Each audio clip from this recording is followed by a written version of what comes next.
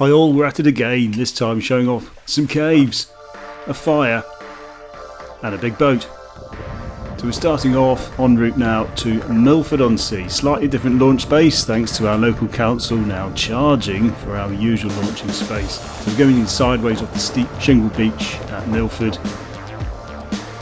and you can see the destination behind with the white cliffs and the Needles. So from the Needles, the idea is to go around the south coast and heading along towards freshwater. Not quite freshwater, we'll be stopping at Watcombe Bay to camp while on the beach. We have actually camped on Wacombe before but not made a video about it, so here we are making a video about it. So out this day was Captain Chris and Duncan, both of whom you've seen on other videos. And this little area, a little bit of splosh coming up, that is because we're right over the Shingles bank, a patch which at low springs will actually dry. And at this particular moment we had a neap tide which was ebbing, so flowing towards the west with the wind coming in from the south, maybe a bit of southwest, right over the Shingles. So it was mild but just a little bit of wind over tide.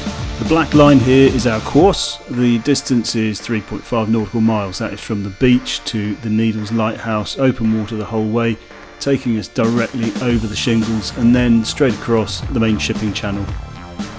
And of course, right on cue, just to prove it's a shipping channel, here is a ship.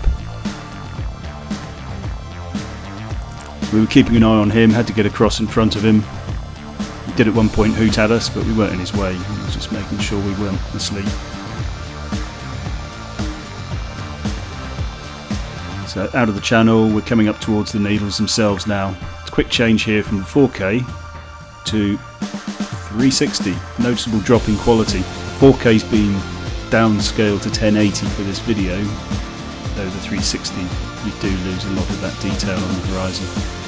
Time for a quick regroup between the rocks of the Needles. You've never seen one up close, here it is, that is a needle. And then we're on round the corner into Shingles Bay, with those dramatic white cliffs. It's only accessible by boat. It's a lovely spot to go and anchor, a bit of fishing, whatever else you may be up to. Soon beyond Shingles Bay, see the lighthouse disappearing behind the corner here. And at this point you realise, oh look, it's all three of us, exactly the same as when we went round the island. So a little reminiscing. There we go, that's that footage. If you haven't seen that video, get involved, have a look. That was a good one. Which brings us to our first cave. This is a small hole in the rock which I've often paddled past, looked at, not really bothered. It looks tiny and you don't need much of a swell to make it look quite uninviting, but clearly today it was pretty calm.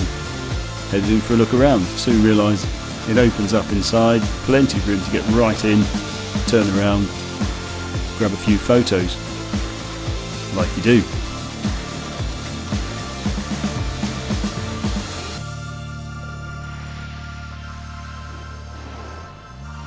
So bear in mind, this is the first cave, there's another 3 yet, so don't turn off. The other ones get better as we go.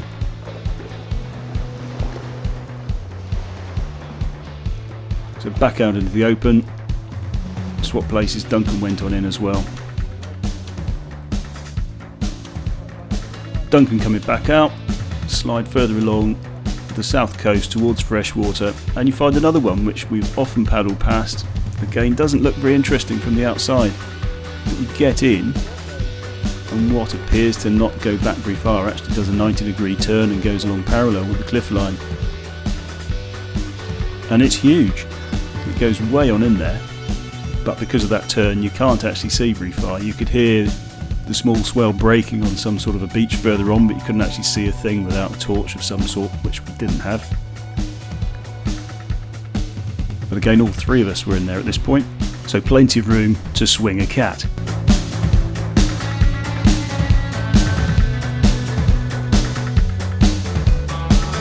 We crept on in, I shuffled forwards a little bit as far as I fancied without the luxury of seeing what was there.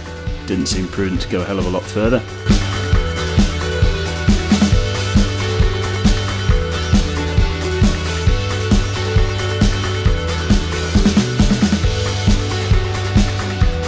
There we go, taking advantage of the 360, had a good look around and head back towards the exit. But maybe one day we'll be back here with a torch and have a good look further on, because I think from the sound it did go a lot further on, which we couldn't see.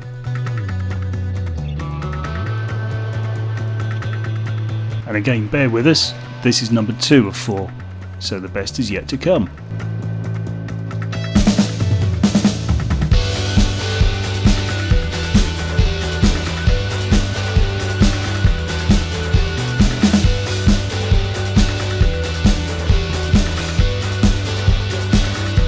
A little pan around as we come out of the cave mouth, looking all along the coast there to Black Gang area. And as we come close to Wacombe, here's number 3 of 4. 2 entrances. The first one didn't look as though it went far, so I didn't bother going in there. But as you go into this second entrance, you turn around the corner and it's quite clear you can actually join the 2 and come out through the other one. Which of course you do, because you can.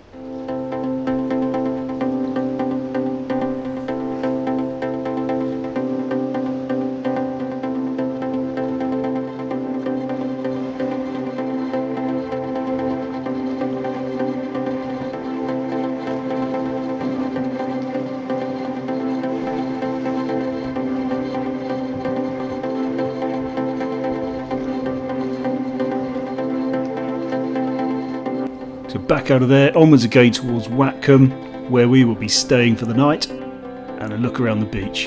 So just to the right of my nose is the entrance to the old Smuggler's Tunnel, and looking back on the left towards the Needles. So we're landing now on Watcombe Bay.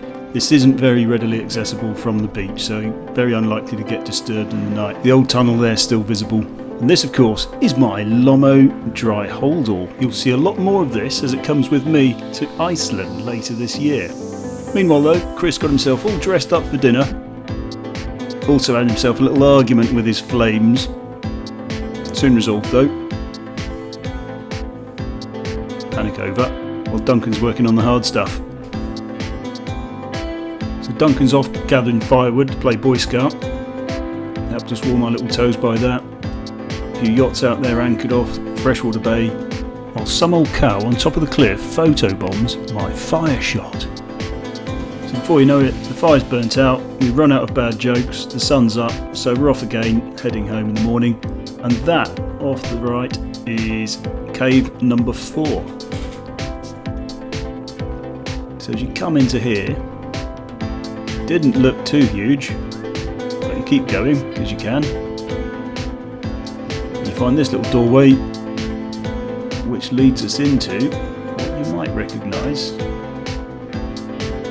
as the back way into what was cave number 3. But there's also another little avenue off to the right there, which comes out back near the beach where the sun was coming in on the right.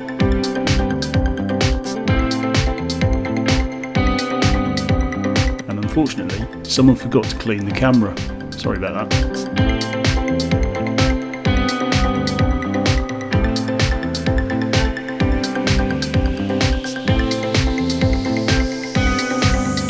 So this hasn't been cut, it's just as it goes through, including running into the rock there.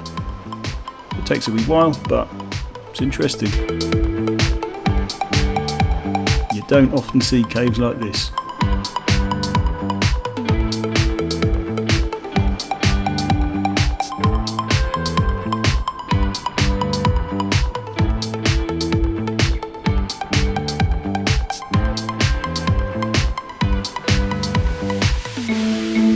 And back out to meet the others, who apparently didn't think I was going to get right through, and I wasn't sure myself. The return leg from here of course has an awful lot in common with the outward leg.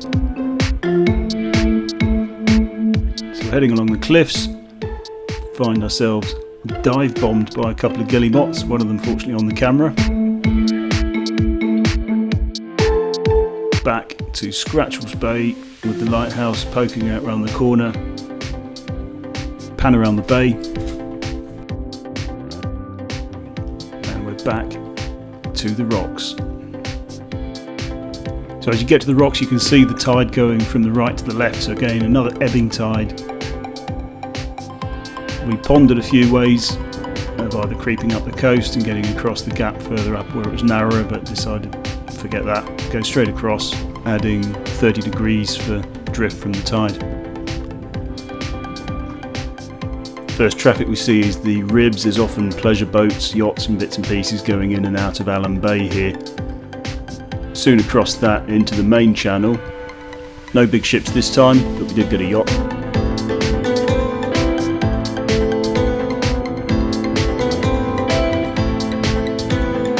And back to the Shingles bank. This is 1.5 miles in any direction to land from here, and yet you can see the bottom, so it's only about a metre deep there. On a spring tide that would dry out, so worth avoiding if you have a keel, that'll leave a dent. So here on now, just follow the compass, watch the horizon come close up, and you're right back to where you started from. What may look like just another trip to the Isle of Wight, it's never boring. The conditions are always different as you go across here. Needles clearly visible across the gap and the tide clearly a lot lower. 25 k's all up, 4.5 hours paddling wild camp on the beach. Some very cool caves which are new to me at least. One crazy cow on the cliff. We are of course in the summer, so long days, good weather. There's going to be plenty more to come, and as I mentioned earlier, September this year I'll be off to Iceland. So stay with us and prepare to be amazed.